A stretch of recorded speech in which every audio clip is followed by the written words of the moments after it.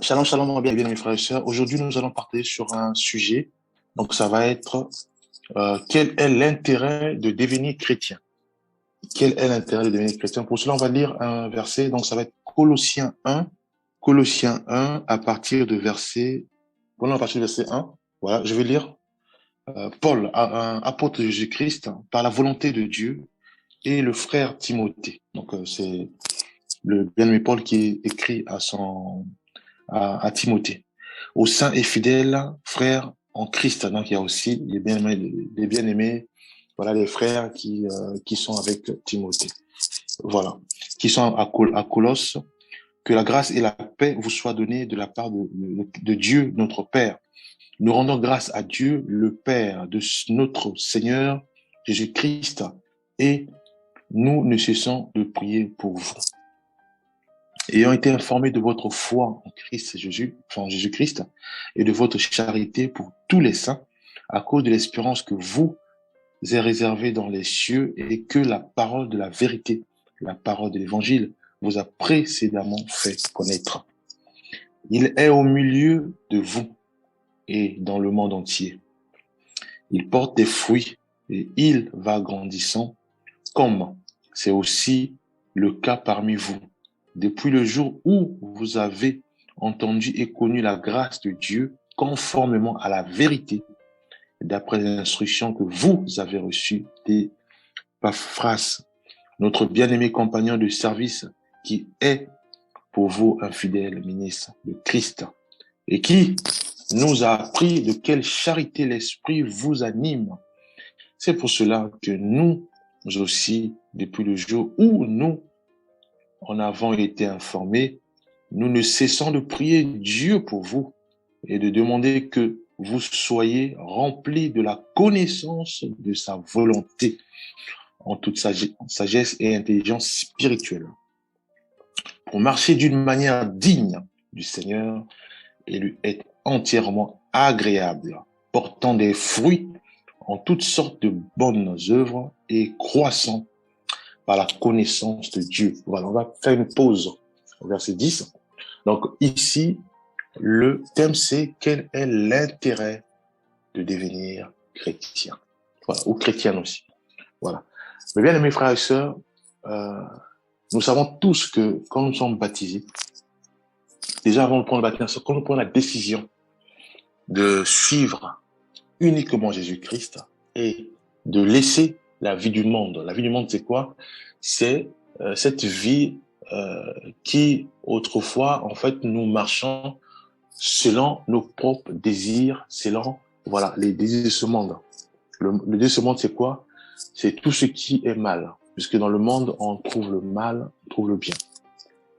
Mais euh, tous ceux et celles qui marchent selon sa propre volonté, donc ça veut dire que le frère ou la sœur se lève, ou voilà, se lève pour dire voilà, aujourd'hui, je vais aller nager, et après avoir nagé, je dois aller faire du mal à une personne, soit l'insulter, voilà. Ça, c'est se laisser conduire par euh, ta chair, dans ta propre volonté. Ou j'arrive quelque part, tout le monde me dit voilà, on doit aller là, on suit le monde. Après, non, on va aller faire, par exemple, des balades. On va aller faire des balades. Après, non, bon, on repart aller prendre la bière. On va prendre la bière. Après, on va aller fumer. Voilà.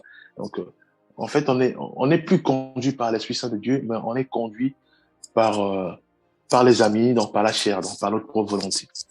Alors, on voit cela aussi dans le livre de Genèse, hein, où on parle de la tour de Babel, là, où voilà, donc le peuple, ils prennent leur décision, donc voilà, on va essayer de faire ceci, faire cela, et après, maintenant, bon, tout ça marche bien, maintenant on va construire une tour pour atteindre le ciel. Donc, en fait, le peuple, donc on arrive à un niveau où c'est carrément, c'est tout le peuple, ou toute une nation, hein, donc le peuple d'une nation se laisse conduire par leur propre désir, par leur propre volonté charnelle.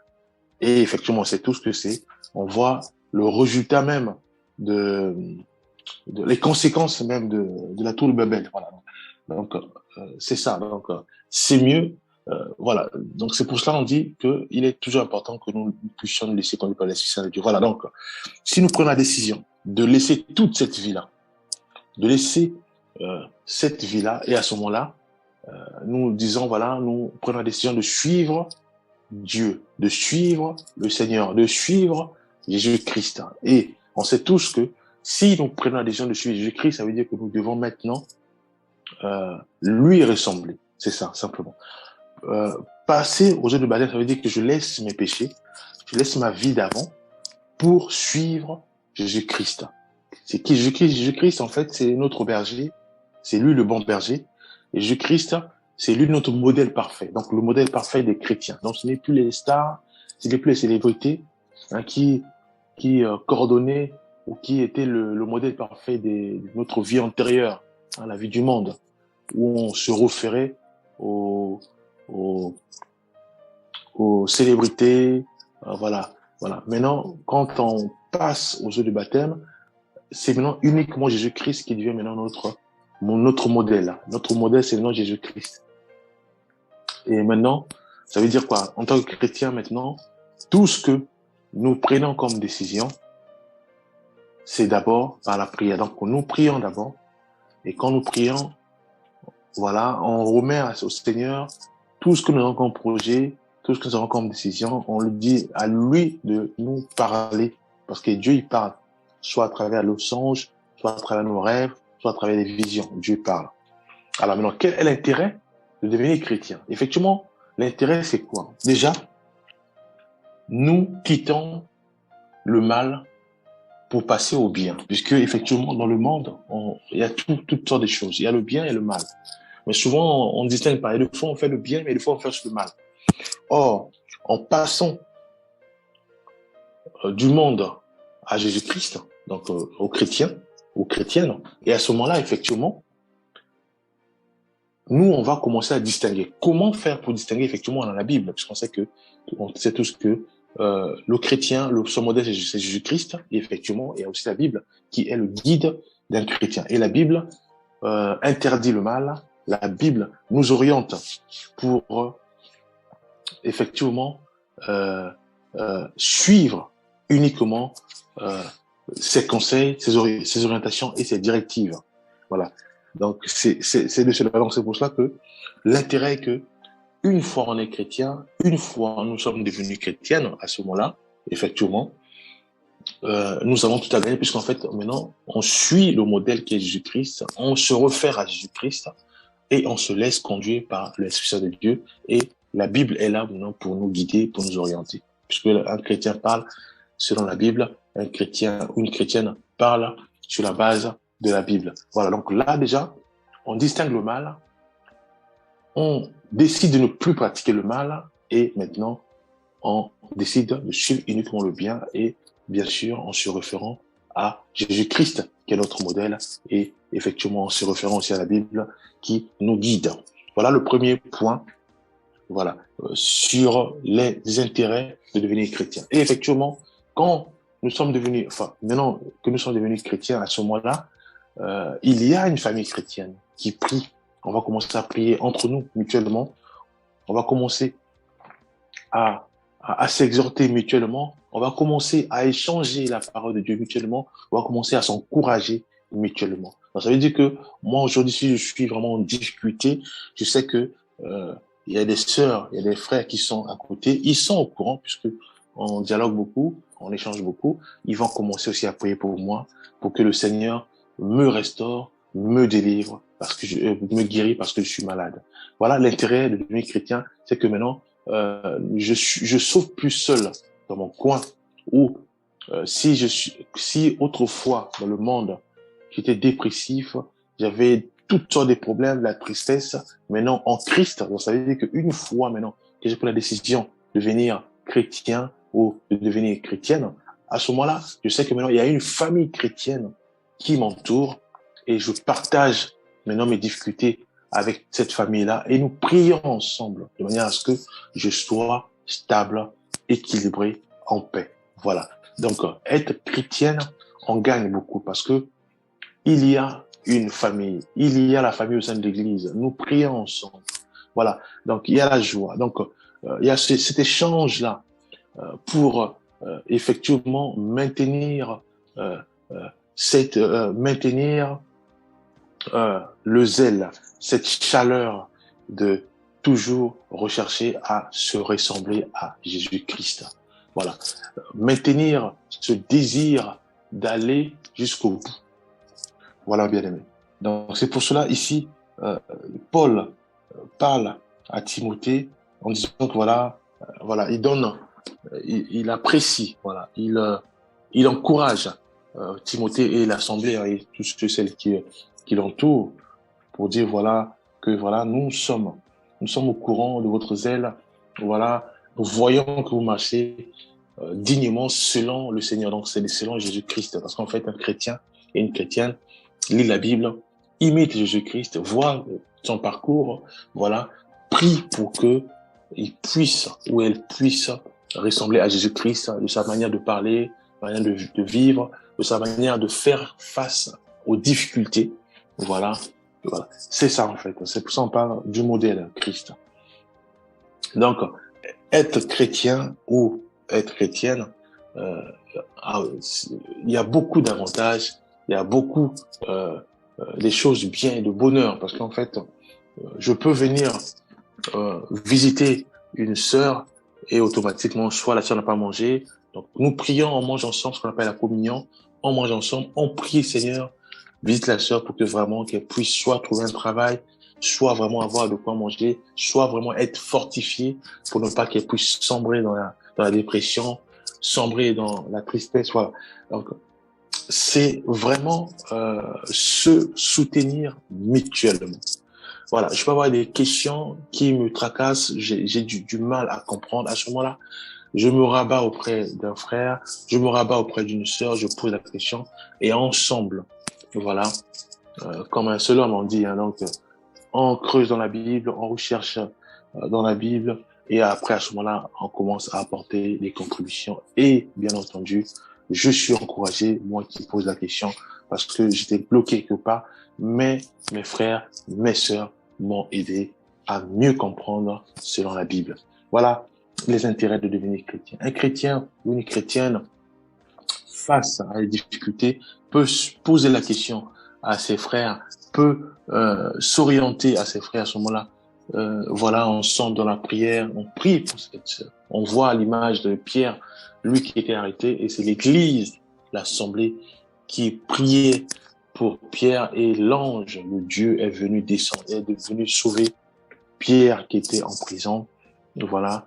Et après, on sait tous que, voilà, Pierre, effectivement, une fois délivré, il est reparti à l'Assemblée. Et l'Assemblée était joyeux, tout content de voir qu'effectivement, leur prière avait été exaucée. Voilà. Donc, mes bien-aimés, être chrétien, c'est déjà, on est en paix. Tout ce qu'on faisait comme mal, Dieu nous guérit. Donc, si par exemple on est colérique, Dieu nous guérit parce que la Bible nous interdit d'être en colère. La Bible nous demande d'être joyeux. Voilà, être chrétien, on est joyeux. Être chrétien, on véhicule la joie.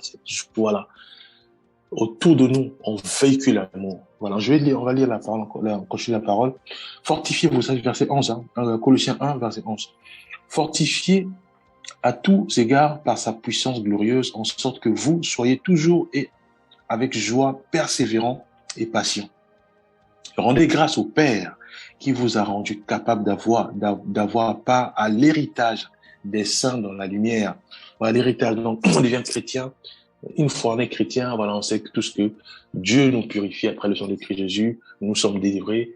Voilà, il n'y a plus de condamnation pour ceux et celles qui sont véritablement ancrés en Christ. Donc, on travaille ardemment pour ressembler puissamment à Jésus-Christ. Je continue, verset 12, pardon, verset 13. Qui nous a délivrés de la puissance des ténèbres et nous a transportés dans le royaume du Fils de son amour. 14. En qui nous avons la rédemption, la rémission des péchés. Donc, il y a la rédemption. Et aussi, il y a la rémission des péchés. Donc, par l'œuvre de la croix, le sang nous a lavé de tous nos péchés et par l'œuvre de la croix, nous avons le salut par Christ Jésus. Ce sont pas de la rédemption et de la rémission des péchés. Voilà. On continue. Verset 15, il est l'image du Dieu invisible, le premier-né de toute la création. On parle de Jésus-Christ, qui est notre modèle. 16, car en lui ont été créées toutes les choses qui sont dans les cieux et sur la terre, les visibles et les invisibles, trône, dignité, domination, autorité. Tout a été créé par lui et pour lui. Voilà. On voit encore l'impact. Donc, une fois que nous sommes imprégnés de Jésus-Christ, qui est la parole, une fois que la parole du Seigneur s'enracine puissamment dans notre cœur, de manière à ce que nous puissions cerner ou discerner le bien et le mal, à ce moment-là, bien aimé, nous sommes, comme on dit, imbibés de la domination de Christ Jésus. La domination sur quoi? Mais la domination sur le péché. Aujourd'hui, si nous sommes véritablement chrétiens, nous marchons selon la Bible, en obéissant à la parole du Seigneur qui est la Bible, à ce moment-là, le péché ne peut plus nous atteindre. Nous dominons sur le péché. Et une fois que nous dominons sur le péché, c'est quoi le péché? Tout ce qui est mal, voilà, tout ce qui est contraire à la Bible. Une fois que nous dominons sur le péché, donc à ce moment-là, Jésus-Christ, on sait tous, Jésus-Christ dira que le prince de ce monde arrive, mais il n'a rien en moi. Donc on sait tous que le prince de ce monde, c'est le diable Satan. Alors si Dieu affirme cela, si Jésus-Christ affirme cela, ça veut dire que, effectivement, il a la domination du péché, la domination de ce monde. Nous devons arriver, voilà encore les intérêts de devenir chrétien. Parce que quand nous devenons chrétiens, Dieu nous donne cette capacité de dominer sur le péché, de dominer sur ce monde, de dominer sur le bien matériel, de dominer sur la colère, de dominer sur toutes sortes d'assauts, de dominer sur les tentations, de dominer sur les attaques ou les insultes, de dominer sur ça, parce qu'en fait, on a cette capacité. Et c'est pour cela que nous devons beaucoup prier. Quand nous prions, Seigneur, aide-nous quand nous prions. Dieu, effectivement, nous donne cette capacité de dominer sur le péché, de dominer sur les choses visibles comme invisibles, de dominer sur la méchanceté, de dominer sur le vol, de dominer sur la désobéissance à la parole du Seigneur. Voilà, c'est pour cela, bien aimé, nous devons... on a tout à gagner en devenant chrétien.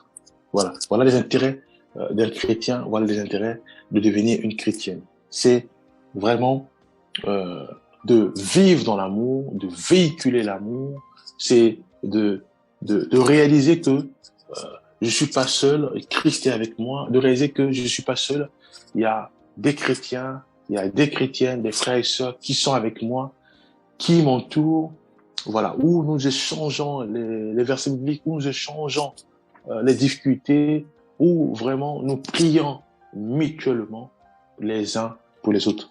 Voilà. Voilà. Je vais continuer encore. On parle de la domination, autorité. Tout a été créé par lui et pour lui. Voilà. Il y a aussi l'autorité. Donc, on a l'autorité sur le mal. On a l'autorité sur toutes sortes d'influences des ténèbres. 17. Il est avant toute chose et toute chose subsiste en lui. Verset 18, toujours dans Colossiens 1. Voilà. Il est à la tête du corps de l'Église. Il est le commencement, le premier-né d'entre les morts, afin d'être en tout le premier. Car Dieu a voulu que toute plénitude habitât en lui. Verset 20, il a voulu par lui réconcilier tout avec lui-même, tant ce qui est sur la terre que ce qui est dans les cieux, en faisant la paix par lui, par le sang de sa croix. Voilà, bien aimé, encore les intérêts de devenir chrétien, de devenir chrétienne. Voilà. Quand nous devenons chrétiens et quand nous devenons chrétiennes, effectivement, nous avons notre modèle qui est Christ Jésus. Et là, on décrit bien Jésus-Christ dans ce verset, Colossiens 1, à partir du verset, là, on parle de l'image, à partir du verset voilà, à partir du verset 15, où il dit, il est l'image du Dieu invisible, le premier-né, voilà, jusqu'en bas. Donc, on décrit Jésus-Christ, donc nous, c'est notre modèle, donc nous devons le suivre. Et on sait tous que une fois que nous sommes imbibés de sa parole, à ce moment-là, les capacités qu'a Jésus-Christ, et nous manifestons cela, puisque Jésus-Christ est la parole, nous manifestons ses capacités, la domination sur le péché, l'autorité, mes bien-aimés. Nous devons arriver à voir que, à constater que si on est attaqué, par exemple, si on vole le péché, mais on arrive à dominer sur le péché. Ça peut être quoi, mes bien-aimés? On marche dans la rue, par exemple, et qu'on voit un bien-aimé ou une personne parler mal, en mal. Alors, si ça nous affecte pas et que nous, on ressent ce désir de prier pour ce frère ou pour cette sœur, oui, nous avons dominé. Oui, nous avons la capacité de Jésus-Christ, cette capacité de dominer sur le péché, cette autorité de neutraliser le mal. Voilà. Donc, voilà un peu ce que je tenais à partager sur quel est l'intérêt de devenir chrétien. Effectivement, nous avons tout à gagner. En devenant chrétien, effectivement, nous passons du mal au bien, parce qu'un chrétien, c'est celui-là qui véhicule la joie, l'amour, le bonheur, voilà. Et aussi, effectivement, un chrétien, c'est celui-là, ou une chrétienne, hein, c'est celui-là aussi, qui cherche à tout prix à se ressembler à Jésus-Christ. Et effectivement, pour se ressembler à Jésus-Christ, le but, le but, c'est vraiment de lire la Bible, puisque Jésus-Christ, c'est la parole du Seigneur, c'est lire la Bible, de méditer sur la Bible et de pratiquer ce que nous lisons. Voilà. Et effectivement, en devenant chrétien, nous avons une famille, nous ne sommes pas tout seuls.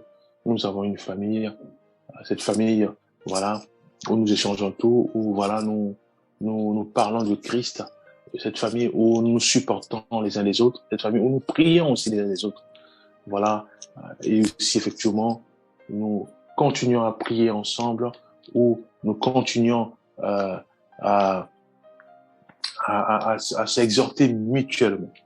Voilà, je veux prier, Père, nous te rendons grâce. Nous te rendons grâce parce que c'est toi qui nous a tant aimés. Oui, tu as envoyé ton Fils unique Jésus-Christ, lui qui est venu sur la terre, afin que nous puissions passer de la mort à la vie. Aujourd'hui, Père, nous reconnaissons l'œuvre de la croix de Christ, qui consiste simplement à croire en Jésus-Christ, qui est la parole, pour que nous soyons sauvés.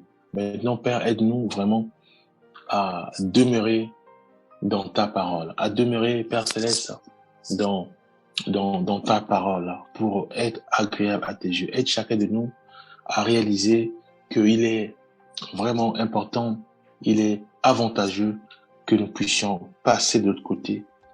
C'est de l'autre côté, c'est où? C'est là où est la vie de Jésus-Christ. Que nous puissions devenir chrétiens, devenir chrétiennes. Parce qu'en devenant chrétiens et chrétiennes, oui, effectivement, nous avons tout à gagner. Car nous avons Christ avec nous. Nous avons Jésus-Christ qui nous aide. Nous avons l'Esprit Saint de Dieu aussi qui est là pour nous parler, pour nous guider, pour nous orienter. Merci pour tout. Au nom puissant de Jésus-Christ, nous avons ici prié. Amen.